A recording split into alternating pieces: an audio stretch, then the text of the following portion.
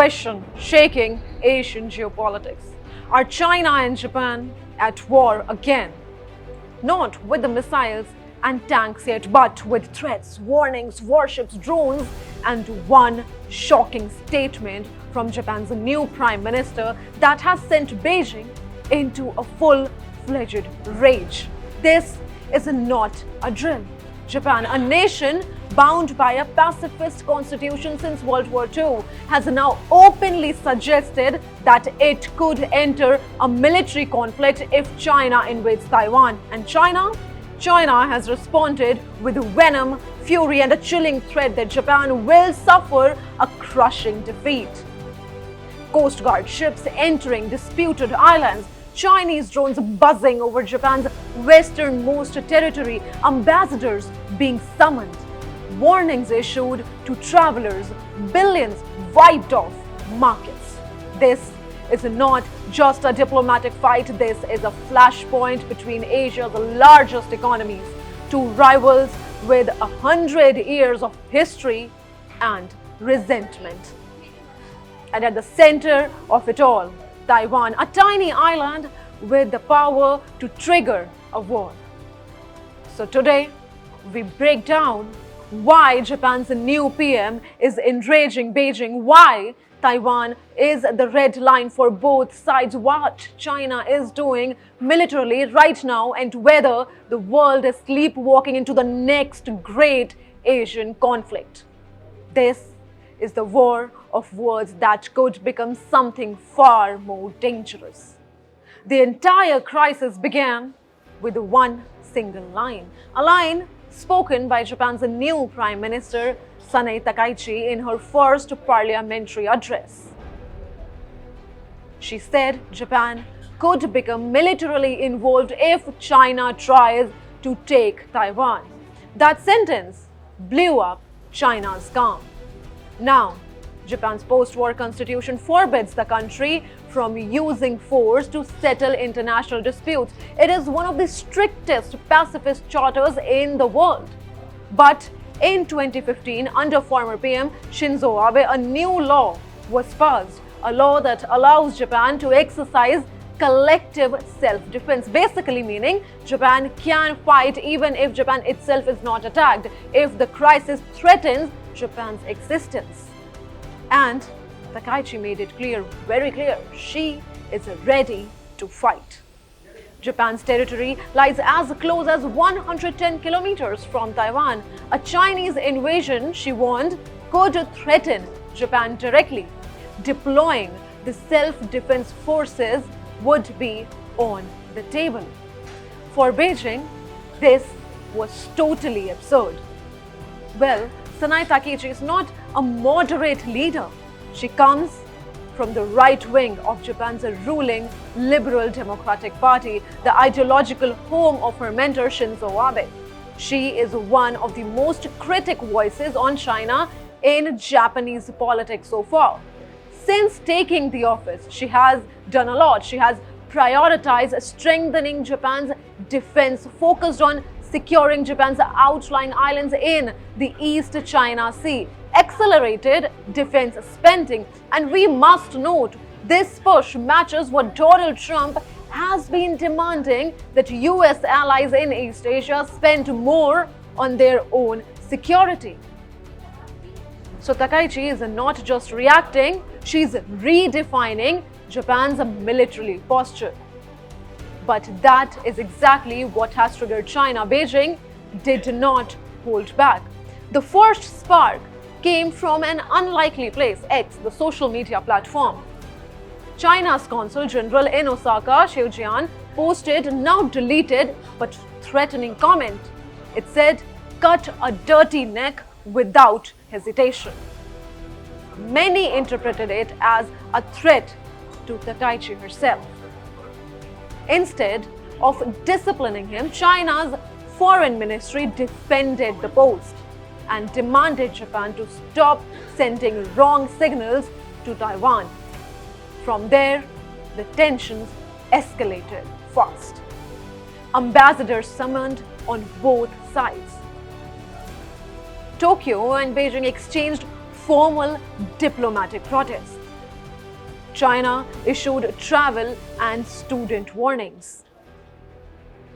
Beijing claimed without evidence that Chinese nationals in Japan were being targeted by criminal acts.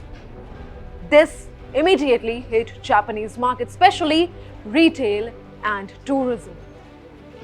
Chinese state media went on full offensive, front-page condemnations, editorials calling Japan dangerously provocative. And then came the military moves. A Chinese Coast Guard ship entered waters around the Senakaku Island, which is claimed by China as Diaoyu. China flew military drones into Japan.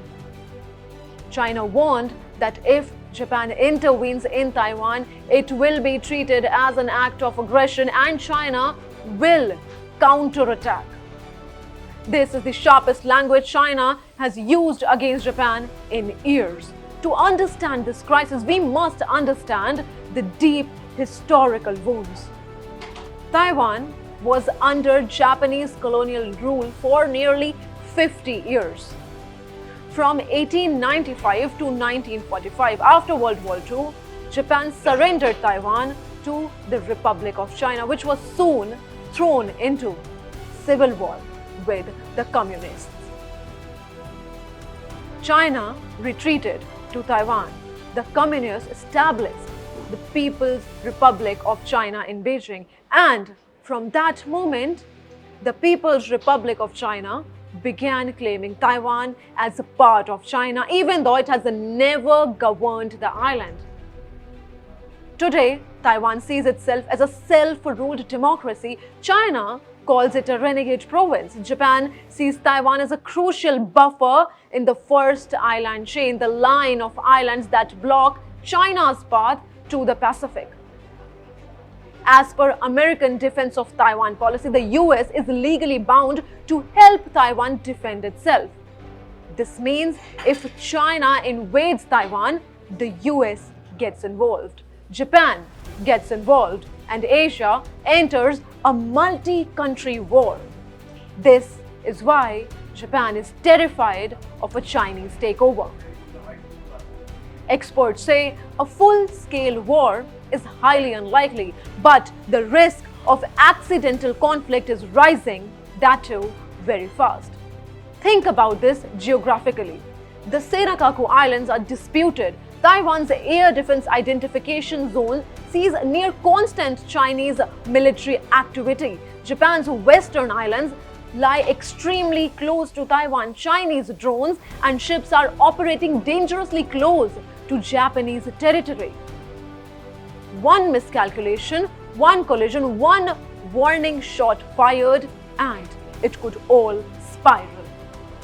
Even before any military confrontation, the economic damage is real. China has told tourists and students to avoid Japan. Now, this matters because over 1 lakh Chinese students live in Japan. Millions of Chinese tourists visit Japan every year. Japan's retail and tourism sectors dropped sharply on the markets. Economists estimate the travel warning alone could cost Japan about $14 billion. Beijing has also delayed the release of Japanese animated films, a significant cultural and commercial blow. This is economic warfare without firing a shot. Despite the pressure, Japan's Takaichi has not backed down, but behind the scenes, Tokyo is moving very cautiously now. Meanwhile, Taiwan's president, Lai Ching, caught in the crossfire, has warned that the international community must remain vigilant. China should act like a major power, not a troublemaker. The real question now is this: the peak of this crisis or the beginning of something far, far more dangerous? China has made its intention clear. Japan has made its red lines clear. The US is watching very closely. Taiwan stands in the middle, the flashpoint. No one can afford to ignite a war between China and Japan is not imminent. But the warning signs, the language, the military signals all point to a world where one wrong move could lead to a full-blown war. This crisis is not about what is happening, it is about what could happen. And that is what makes it so dangerous.